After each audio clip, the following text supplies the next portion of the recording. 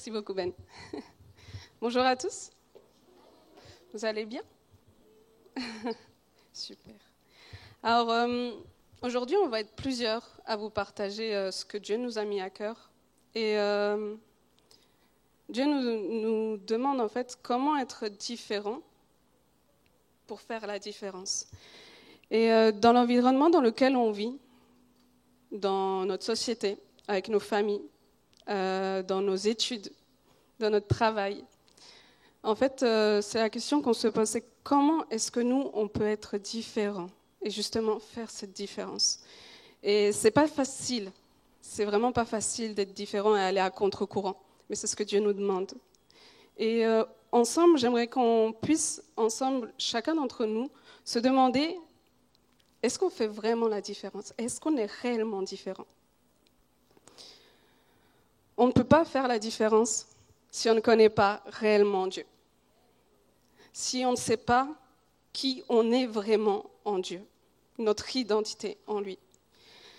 Et à travers la Bible et à travers tout ce qu'on a pu entendre dans l'Église, dans nos familles, comme on a grandi dans une famille chrétienne, mais même maintenant, si vous avez eu récemment la rencontre de Dieu, vous entendez des paroles de la Bible, mais est-ce que vraiment on sait, est-ce qu'on vraiment s'approprie ces paroles, chacun d'entre nous? Dans Jean 3,16, il est dit que Dieu est notre sauveur.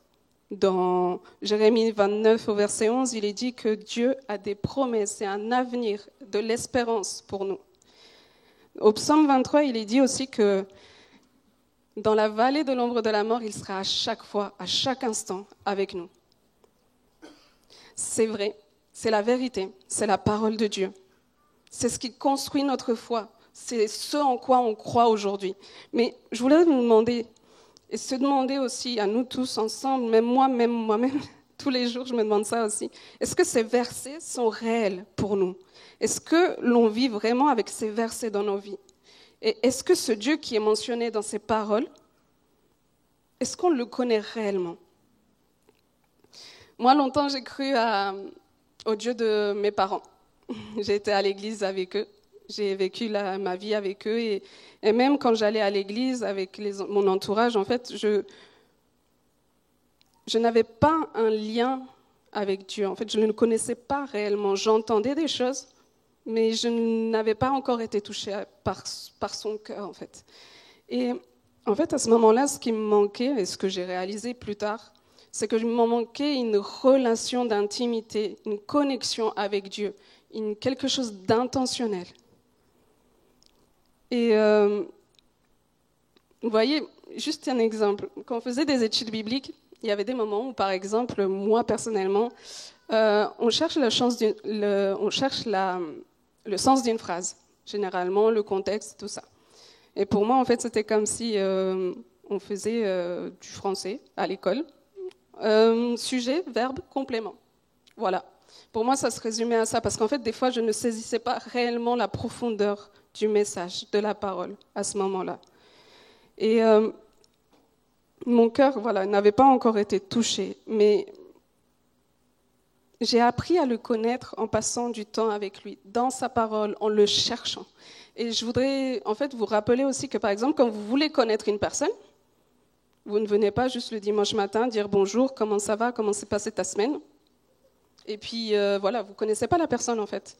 Il faut prendre du temps. Moi, avec Florine, on a passé du temps ensemble. On s'est choisi du temps pour pouvoir discuter de nos défis, discuter de nos échecs, de nos réussites, de ce qui peut nous défier, de ce qui nous fait nos joies aussi. Et c'est quelque chose qui est super important avec Dieu, c'est de pouvoir discuter avec lui, avoir une relation avec lui. Ce n'est pas un Dieu lointain. C'est un Dieu qui nous aime et qui est à chaque instant avec nous. Et on a besoin de connaître Dieu, celui en qui on croit, continuellement et en profondeur. Et la deuxième chose fondamentale dont on a besoin, c'est de se connaître soi-même. Quelle est notre identité en Dieu? Quelle est la place que Dieu nous a donnée? Ce n'est pas facile d'être différent, justement. Et Selon la Bible, Dieu nous a déjà choisis, même avant notre naissance. Dieu nous a déjà établis pour être la lumière des nations. Vous êtes d'accord? Et nous sommes donc rachetés par le sang de l'agneau. Nous sommes aussi héritiers de Dieu, co-héritiers de Christ. Mais il est dit aussi dans Romains 8, « Si toutefois nous souffrons avec lui, afin d'être glorifiés avec lui. » C'est pas facile d'être différent. C'est ce que Dieu nous appelle à faire, mais c'est pas facile à faire. Il nous a appelés, il nous a établis à être le sel de la terre et la lumière des nations. Dans Jérémie 10, on voit que Jérémie est établi comme prophète des nations par Dieu. Et à ce moment-là, Jérémie ne se sentait pas légitime. Il ne se sentait pas légitime d'être le prophète que Dieu avait fait.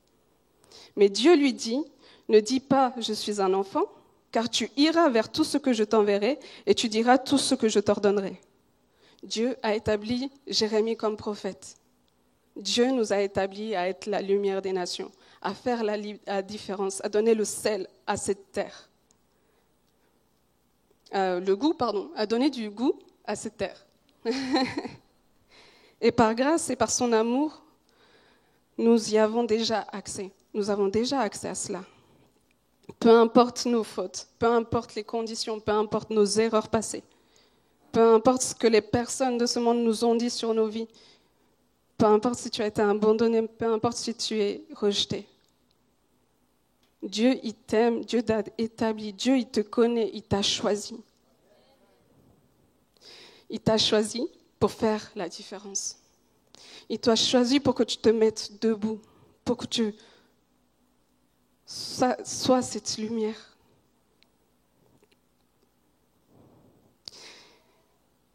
En fin de compte, donc, ce qui est important à savoir, donc, c'est bien sûr de le connaître lui, d'aller dans la profondeur avec lui, de se rapprocher de lui, mais de se connaître soi-même aussi.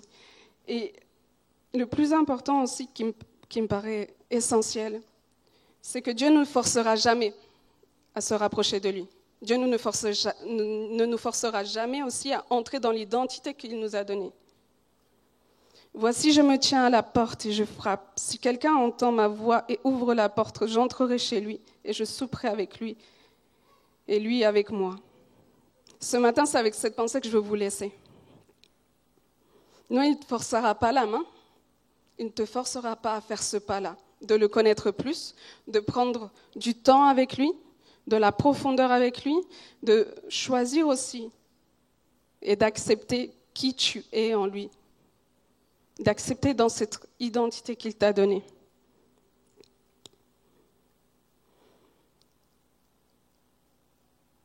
Avec son amour et sa force, il nous a permis de faire cette différence, non par nos propres forces, mais en passant du temps avec lui et en cherchant à le connaître et en cherchant à se connaître nous-mêmes.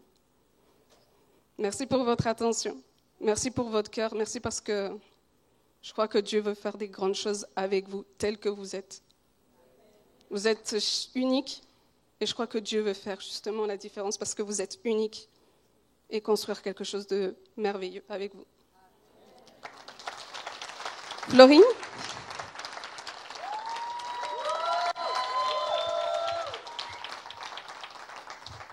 Merci beaucoup pour Florine, Seigneur. Merci parce que tu fais quelque chose aussi de nouveau avec elle. Merci pour son cœur.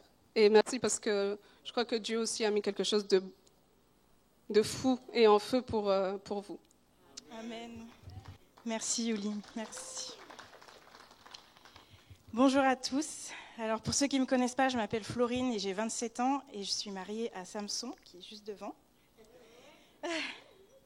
Et ce matin, comme un peu le reste de l'équipe qui va partager le message, on avait vraiment tous à cœur la même chose. Et c'est là qu'on voit en fait le Saint-Esprit comme il est trop fort. Et moi, je voudrais particulièrement vous parler du fait de s'imprégner de Dieu, de s'imprégner de Jésus en fait. Et je trouve ça dingue à quel point on peut facilement s'imprégner du monde, s'imprégner de nos peurs, s'imprégner de tous les sentiments qui ne viennent pas de Dieu.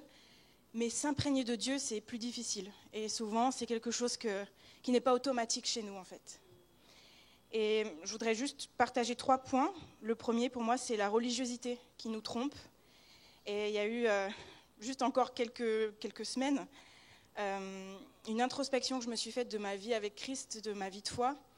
Et je me suis dit, en fait, j'aime Dieu, je le sers, je vais à l'église, j'ai une relation avec lui, je prie, je lis ma Bible. Peut-être pas tous les jours de manière intensive, mais tout est OK en fait. Je suis une disciple de Christ et c'est OK. Et il y a une prise de conscience qui s'est faite il y a quelques semaines aussi également. On a traversé quelque chose avec Samson qui n'était pas facile, mais qui est venu vraiment tout renverser, tout chambouler. C'est venu remettre en question notre façon de voir l'évangile, de le vivre, notre façon de lire la Bible et de se dire mais c'est pas possible de continuer comme ça, de venir le dimanche, de chanter qu'il est le Dieu des miracles, de chanter qu'il est le Dieu de l'impossible et de pas vraiment le vivre en fait. C'est pas possible de lire la parole de Dieu, de croire qu'elle est la parole de vérité, mais qu'en fait ces vérités elles s'appliquent pas forcément dans ma vie, en tout cas je les vis pas toutes. Et je me suis dit mais en fait à quoi ça sert ? À quoi ça sert ? Pourquoi j'ai dit oui à Christ ? Pourquoi je me dis disciple, mais que je ne vis pas les choses d'un vrai disciple, de ce que je suis censée vivre en fait. Et je me suis aussi posé la question, pourquoi je me laisse imprégner par la timidité, par le regard des autres, la peur, le stress ? Pourquoi ma collègue qui souffre de migraine depuis des années, je vais avoir des difficultés, je ne vais même pas réussir à aller prier pour elle, à lui proposer la guérison en Jésus alors que j'ai la capacité de le faire, et je vais la laisser tout simplement, je ne sais pas, aller voir son magnétiseur. Et pareil, je me dis, mais cette dame à la caisse que je vois, je reçois une parole pour elle, une parole prophétique. Et puis, c'est une parole d'amour, de consolation, une parole de guérison, mais je ne lui partage pas. Et du coup, pareil, je la laisse aller, je sais pas, se réfugier dans son horoscope ou se réfugier dans le monde, en fait, tout simplement. Alors que Jésus, il veut la consoler. Jésus, il l'aime autant que moi. Et on est les lumières et on est censé se lever pour ça. On est censé se lever, c'est ça la beauté de l'évangile.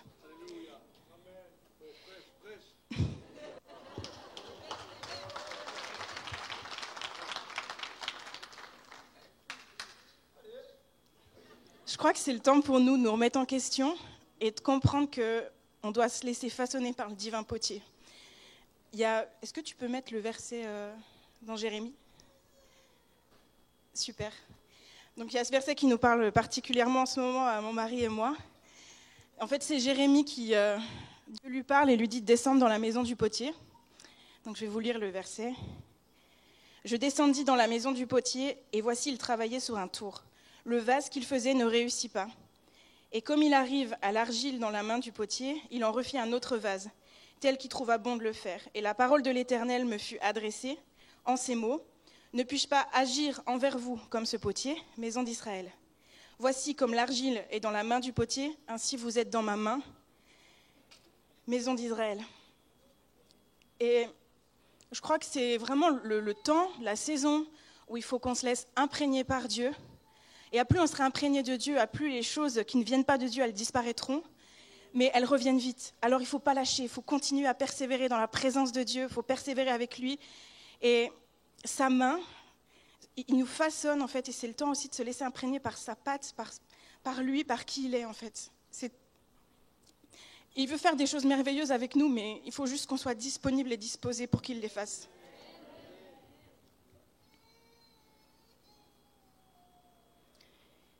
Aujourd'hui, je voudrais vraiment aussi vous poser une question, et peut-être qu'à la maison ou là maintenant, si vous voulez vous poser la question, ok Seigneur, de quoi je suis imprégné, qui ne vient pas de toi ?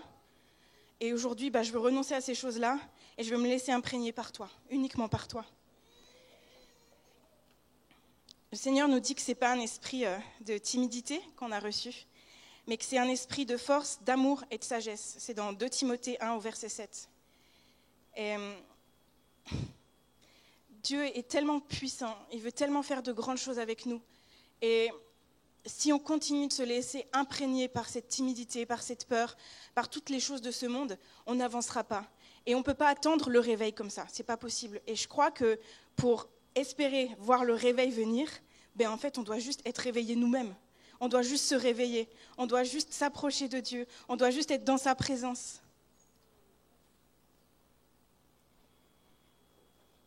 Alors si nous voulons vivre les miracles, les prodiges, les guérisons, les délivrances, ce n'est pas inaccessible, ce n'est pas simplement écrit dans la Bible.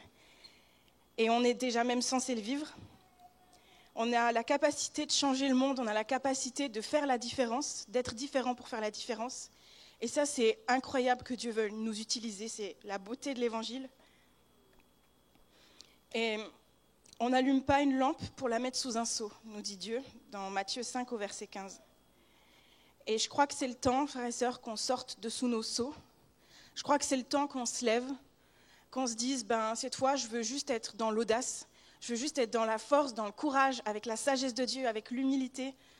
Et puis, je veux faire ce à quoi il m'appelle, en fait. Je veux œuvrer pour son royaume, je veux œuvrer pour lui, en fait, pour qui il est, pour ce qu'il a fait pour nous. Et je vous garantis qu'il va changer vos vies, qu'il va changer nos vies. Il est déjà en train de le faire, mais il a des projets merveilleux pour nous. Et il y a vraiment une saison qui arrive de guérison, de délivrance. Et nos vies vont tellement être changées, vont tellement être bouleversées. Et c'est tout ce qu'il veut pour ses enfants. C'est tout ce qu'il veut pour ses enfants. Soyez bénis. Je vais laisser la parole à Alicia.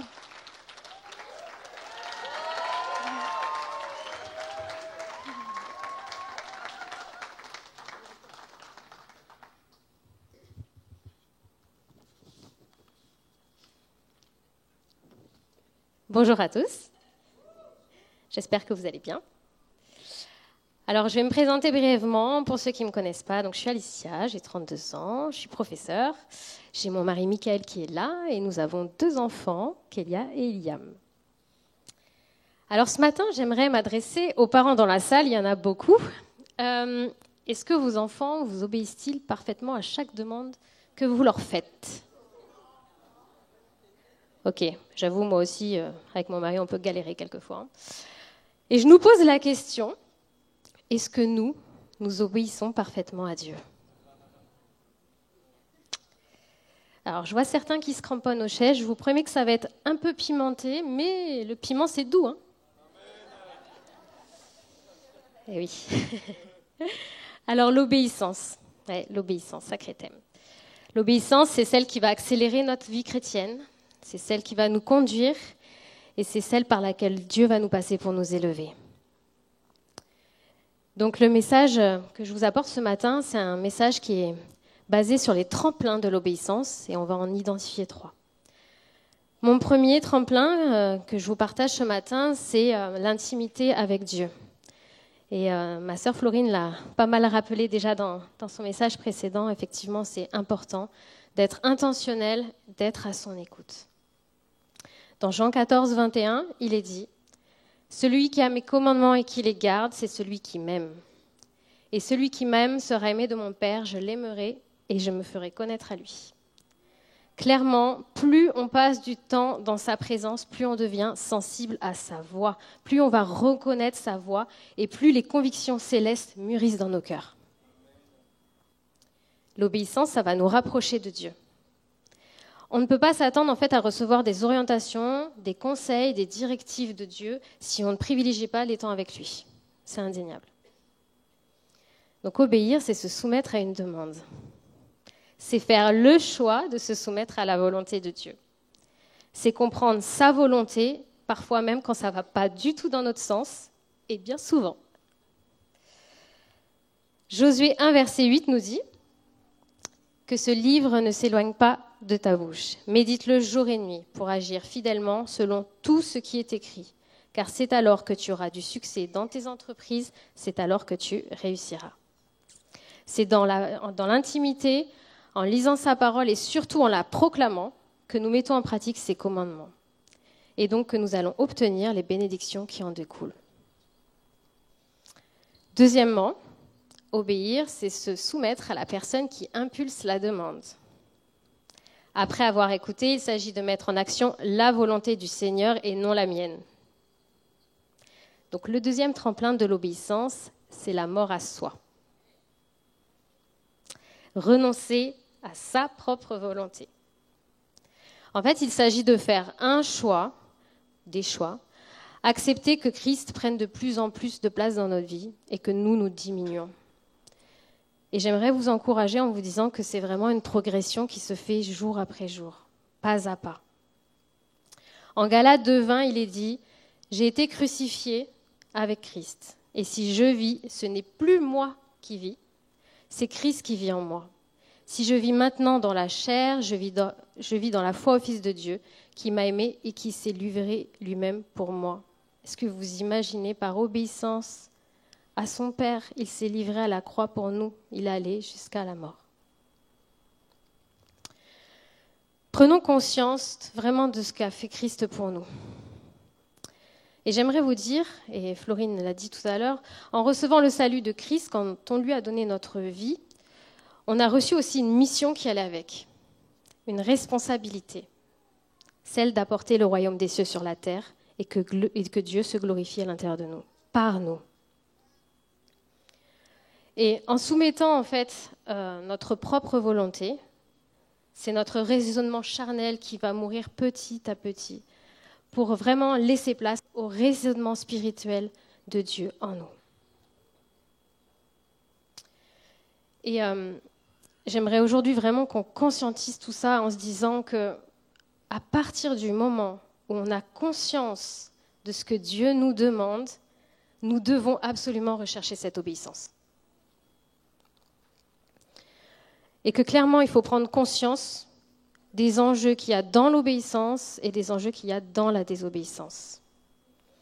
Alors j'aimerais vous dire, soyons rapides à l'obéissance, mais lents à la désobéissance. Le troisième tremplin, c'est le lâcher-prise. Accepter de se laisser gouverner, de placer toute sa confiance en Dieu. Toute sa confiance. En fait, clairement, quand on accepte que Dieu soit aux commandes de notre vie, que ce qu'il prévoit pour nous, c'est la meilleure des choses, en fait, on lui donne juste la plus belle preuve d'amour qui soit. Et en fait, on va tout simplement lui offrir une démonstration pure de notre foi. Alors, l'obéissance révèle l'état de notre cœur, mais elle révèle surtout notre dimension de dépendance à Dieu. Et j'aimerais vous dire, l'obéissance, elle ne nous prive pas de liberté. Bien au contraire, elle nous l'offre. Alors, c'est bien beau tout ça, mais j'aimerais identifier avec vous les freins. Qu'est-ce qui nous freine à rentrer pleinement dans cette mesure, cette dynamique d'obéissance ? Et j'aimerais vous en révéler 4. Le premier frein, ça peut être tout simplement poser des conditions à Dieu, c'est-à-dire et si ça se passe comme ça. Mais peut-être que c'est toutes ces formes d'hésitation. Clairement, c'est le compromis. Et le compromis, il va installer quoi ? Il va installer des doutes et donc de l'incrédulité. Le deuxième frein, c'est la peur. Quand il s'agit de faire des choix, en fait, on peut avoir peur d'échouer, peur de perdre, peur d'être rejeté par sa famille, par ses amis, etc. Peur d'échouer. Le troisième frein, c'est la déception. Et oui, ça arrive d'être déçu par quelque chose qu'on espérait tellement ou par quelque chose qu'on était persuadé qu'on allait avoir. Et en fait, Dieu dit, non, c'est pas ma volonté. Donc oui, on peut être déçu de Dieu et on peut même aller jusqu'à la colère. Le quatrième frein, qui aujourd'hui dans notre société aime nous tabasser, c'est la crainte du regard des autres. Qu'est-ce que les autres vont penser de moi ? La crainte d'être rejeté par sa famille, parce qu'on va vouloir faire la volonté de Dieu, par ses amis, par ses proches. La crainte d'être peut-être jugé, d'être moqué, et surtout la sensibilité à l'offense. Alors oui, l'obéissance coûte, oui, elle a un prix, abandonner, perdre, peut-être se mettre en règle ou en conformité avec ce que la parole de Dieu nous demande, mais ces bénédictions sont bien au-delà de ce que nous pouvons imaginer. Et j'aimerais vous apporter un bref témoignage très synthétique. Pendant 10 ans, moi, j'ai été danseuse. J'ai dansé pour de grands DJ, pour certains artistes. C'était un temps où j'étais, comme on dit, sous le feu des projecteurs. On a l'impression d'être un peu une star, on est demandé, etc. On voyage. Vraiment, c'est un confort de vie, assez superficiel, mais confort de vie. Et puis, je gagnais pratiquement 5 000 € par mois. Ah, c'était la grande vie, hein. Dépenser sans compter, mais on dépense aussi dans des choses qui ne sont pas du tout à la gloire de Dieu. Et petit à petit, quand j'ai cheminé avec Dieu, j'ai eu cette conviction dans mon cœur que clairement, je n'étais pas du tout dans l'obéissance, que ce que je faisais, ce n'était pas du tout en conformité avec la parole. Mais ce n'était pas juste de le savoir. C'était vraiment un ressenti dans mon cœur. Je n'avais pas cette paix. Et petit à petit, comme je vous l'ai dit tout à l'heure, ça a été vraiment une progression. Et petit à petit, j'ai fait des pas de foi. Et jusqu'à tout arrêter. Et oui, je suis passée de 5 000 € à 1 200 € par mois. Mais si vous saviez ce que Dieu m'a apporté, vraiment. Alors, non seulement il m'a béni, mais il m'a restauré. Il a guéri des blessures. Il m'a mis ce baume-là surnaturel. Et puis, ouais, il m'a donné vraiment au-delà de ce que je pouvais imaginer. Et en fait, c'est qu'un témoignage parmi tant d'autres. Donc, n'hésitez pas à la fin si vous en voulez d'autres. J'en ai plein. Et... ouais, en fait, ces témoignages, ils servent vraiment à témoigner de sa gloire et surtout de ses bienfaits, de son amour. Deutéronome 28, versets 1 et 2 nous dit « Si tu obéis à sa voix, ton Dieu, en observant et en mettant en pratique tous ces commandements que je te prescris aujourd'hui, l'Éternel, ton Dieu, te donnera la supériorité sur toutes les nations de la terre. Voici toutes les bénédictions qui se répandront sur toi et qui seront ton partage lorsque tu obéiras à la voix de l'Éternel, ton Dieu. » Alors, on ne peut pas avancer sans obéir. C'est indéniable. C'est indéniable. Et j'aimerais juste vous dire que peut-être qu'aujourd'hui, il y a quelqu'un qui est bloqué, quelqu'un qui est dans un désert par rapport à une sphère de sa vie, que ce soit une sphère professionnelle, relationnelle. Et Dieu t'a déjà peut-être parlé. Mais comme des enfants, des fois, on peut être vraiment très, très têtus, des cocos durs. Moi, j'aime bien cette expression. Et j'aimerais juste vous dire que je crois sincèrement que Dieu, ce matin, nous invite à nouveau à répondre à sa demande. Et j'aimerais juste vous dire qu'il est grand temps de prendre le dernier tremplin d'accélération. Voilà, soyez bénis.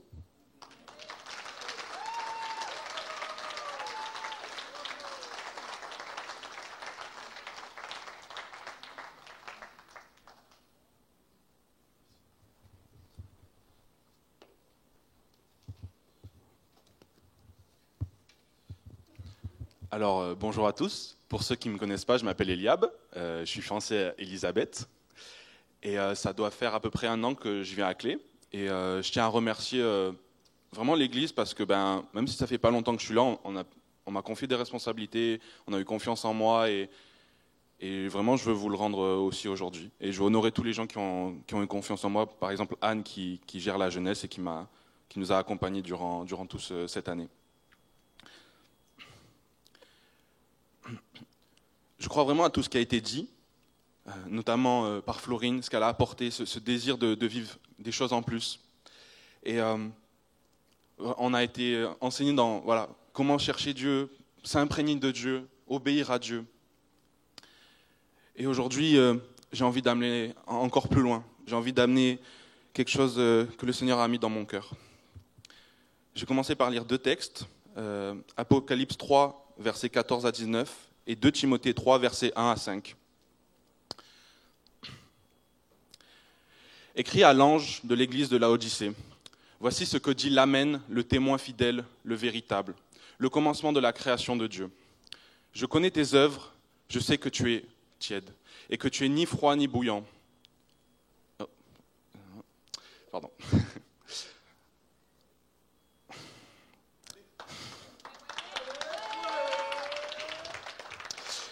Ainsi, parce que tu es tiède et que tu n'es ni froid ni bouillant, je te vomirai de ma bouche. Parce que tu dis, je suis riche, je me suis enrichi et je n'ai besoin de rien. Et parce que tu ne sais pas que tu es malheureux, misérable, pauvre, aveugle et nu. Je te conseille d'acheter de chez moi de l'or éprouvé par le feu, afin que tu deviennes riche, et des vêtements blancs afin que tu sois vêtu et que la honte de ta nudité ne paraisse pas. Et un collier pour oindre tes yeux afin que tu vois. Moi, je reprends et je châtie tout ce que j'aime, et donc du zèle et repens-toi. 2 Timothée 3, versets 1 à 5. Sache que dans les derniers jours, il y aura des temps difficiles, car les hommes seront égoïstes, amis de l'argent, fanfarons, hautains, blasphémateurs, rebelles à leurs parents, ingrats, irreligieux, insensibles, déloyaux, calomniateurs, intempérants, cruels, ennemis des gens de bien, traîtres, emportés, enflés d'orgueil, aimant le plaisir plus que Dieu, ayant l'apparence de la piété, mais reniant ce qui en fait la force. Éloigne-toi de ces gens-là. Mes amis, nous ne reconnaissons pas dans toutes ces choses-là, en effet. Mais laissez-moi appuyer sur le premier et sur le dernier. Égoïste et aimant le plaisir plus que Dieu. Quelle description exacte de l'Occident, quelle description exacte de ma génération qui aime plus le plaisir que Dieu. Dans le monde, on va en boîte, on va en soirée, on va voir des films, on passe notre temps à chercher un conjoint, une conjointe, un petit ami, une petite amie. On passe notre temps à combler les désirs qui sont dans notre cœur.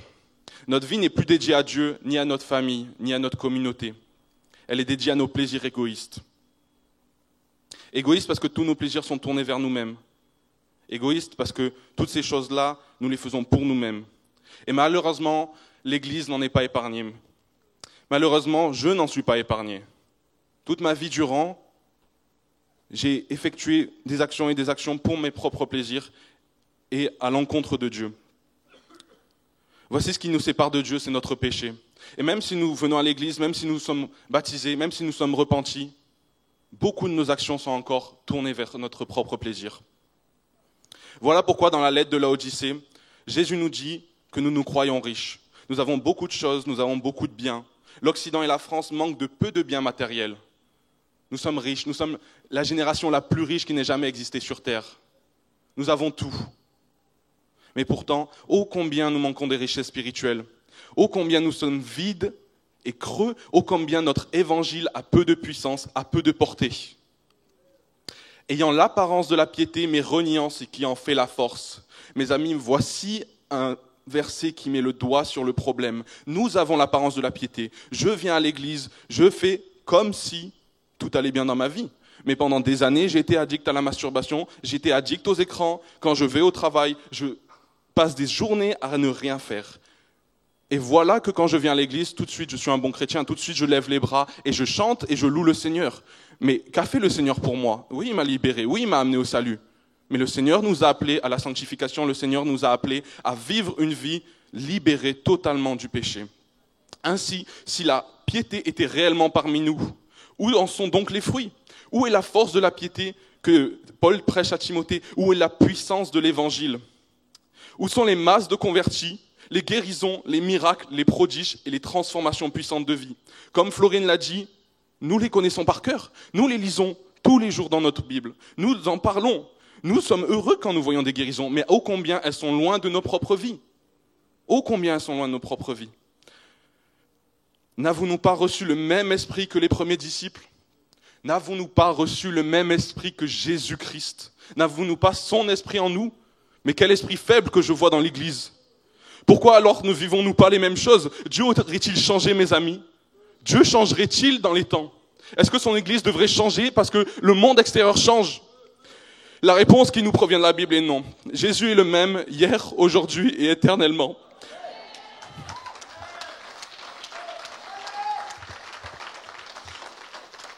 Mes amis, Dieu ne change pas.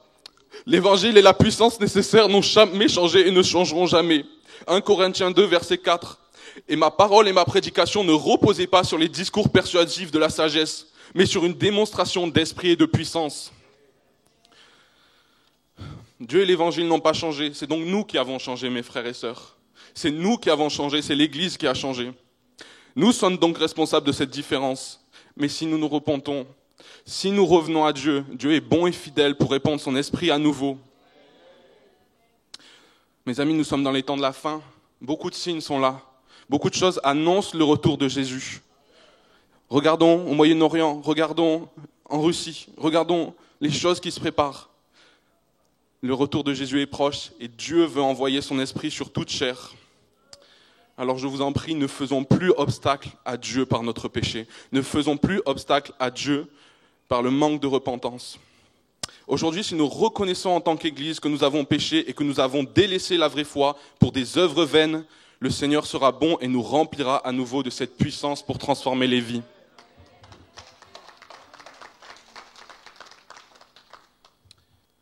Je vais vous relire un des premiers versets que Yuli a lu.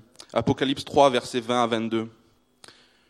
Voici, je me tiens à la porte et je frappe. Si quelqu'un entend ma voix et ouvre la porte, j'entrerai chez lui. Je souperai avec lui et lui avec moi.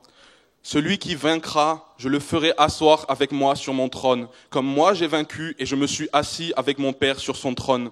Que celui qui a des oreilles entende ce que l'Esprit dit aux églises. Entendons ce que l'Esprit dit aux églises. Voici ce que l'Esprit nous dit. Repentance et conviction de péché. Voici ce que l'Esprit nous dit. C'est lui qui va le faire, ça ne dépend pas de nous. Par contre, l'Esprit vient et parle à nos cœurs aujourd'hui. L'Esprit vient et met quelque chose dans nos cœurs. Et c'est à notre responsabilité de répondre à ça. C'est notre responsabilité de recevoir ce que l'Esprit dit et d'agir en conséquence et d'obéir à ce que Dieu nous dit.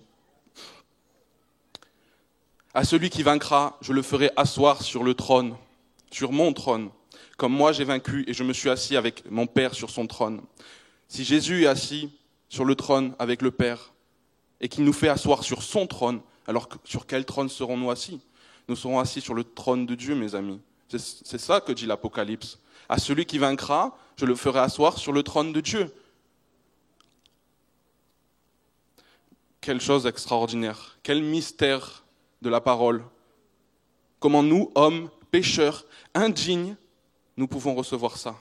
Comment nous pouvons recevoir une telle chose? Comment nous pouvons recevoir l'autorité sur les nations, comme il est dit dans l'Apocalypse, notre nom dans le livre de vie.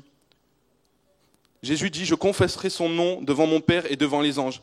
Jésus confessera notre nom et dira, lui, il a été vainqueur. Mes amis, je nous encourage à être vainqueurs. Et pour cela, je vais vous lire un dernier passage, ce sera mon appel. Ce sera l'appel, je crois, de Dieu pour nous. C'est dans Joël 2, à partir du verset 11. L'Éternel fait entendre sa voix devant son armée, car son camp est immense et l'exécuteur de sa parole est puissant. Car le jour de l'Éternel est grand, il est terrible. Qui pourra le soutenir? Maintenant encore, dit l'Éternel, revenez à moi de tout votre cœur, avec des jeûnes, avec des pleurs et des lamentations. Déchirez vos cœurs et non vos vêtements, et revenez à l'Éternel votre Dieu, car il est compatissant et miséricordieux, lent à la colère et riche en bonté, et il se repent des maux qu'il envoie. Qui sait s'il ne reviendra pas et ne se repentira pas, et s'il ne laissera pas après lui la bénédiction, des offrandes et des libations pour l'Éternel votre Dieu. Sonnez de la trompette en Sion, publiez un jeûne, une convocation solennelle, assemblez le peuple, formez une sainte réunion, assemblez les vieillards, les enfants, même les nourrissons à la mamelle, que l'époux sorte de sa demeure et l'épouse de sa chambre. Qu'entre le portique et l'autel pleurent les sacrificateurs, serviteurs de l'Éternel, et qu'ils disent « Éternel, épargne ton peuple, ne livre pas ton héritage à l'opprobre, aux railleries des nations, et pourquoi dirait-on parmi les peuples, où est leur Dieu ?»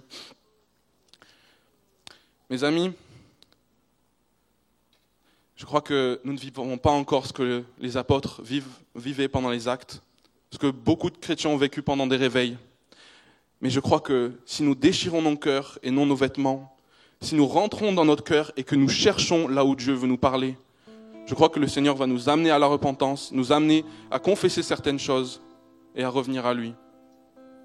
Alors je vous encourage à rentrer dans votre cœur, à parler à Dieu, à ne donner aucun signe de la repentance, jusqu'à ce que Dieu vous parle et vous dise « Lève-toi, confesse ça, lève-toi et dis ceci », si Dieu vous appelle à le faire.